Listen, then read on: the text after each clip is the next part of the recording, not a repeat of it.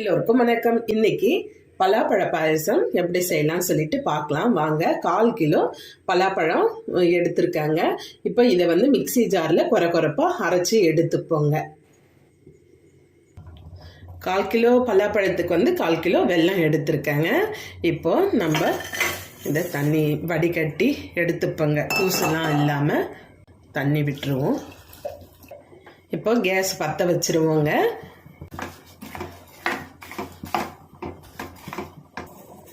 இந்த மாதிரி கொரப்பாக அரைச்சி எடுத்துக்கங்க.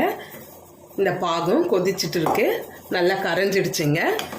இப்போ கடாயை வச்சிருவோம், பாத்திரம் மாற்றிடுவோம். ஒரு 2 ஸ்பூன் விட்டுருவோங்க.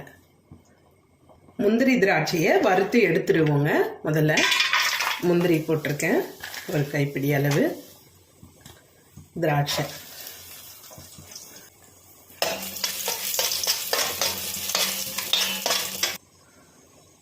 முந்திரி திராட்சை எடுத்துருவோம் தனியாக. அதே நெய்யில் இந்த பலாப்பழத்தை போட்டு நல்லா வதக்கி விடணுங்க. பச்சை வாடை போகிற வரைக்கும் வதக்கிடுவோம். இப்போ இந்த பலாப்பழத்தை இல்லை சேர்த்துருவோங்க.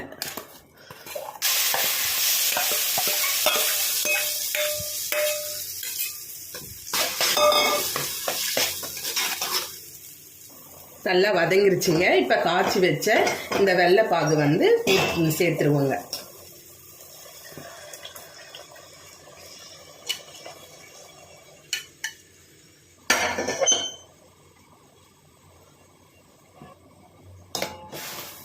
நல்லா கலந்து கொடுங்க.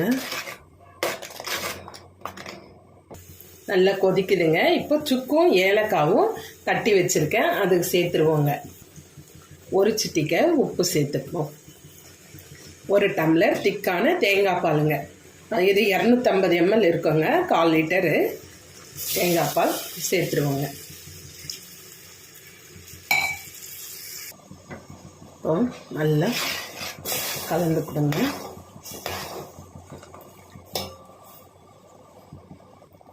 ஒரு சிட்டிகை சீரக பொடி வறுத்து பொடி பண்ணி வச்சுருக்காங்க, அது கொஞ்சம் சேர்த்துருக்கேன், அதுவும் கலந்துக்கங்க. வறுத்து வச்ச முந்திரி திராட்சையை சேர்த்துருவோங்க. இப்போ பலாப்பழ பாயசம் ரெடி ஆயிடுச்சுங்க. இப்போ கேஸ் ஆஃப் பண்ணிடுவோம். கொஞ்சமாக ஒரு சிட்டிகை குங்குமப்பூ. இப்போ பாத்திரம் மாற்றிடலாங்க.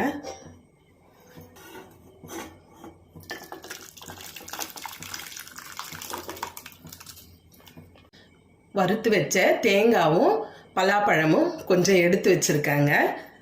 இப்போ இது கூடவே சேர்த்துருவோங்க. நம்ம சாப்பிடும்போது வாயில் தட்டுவிட நல்லா இருக்குங்க.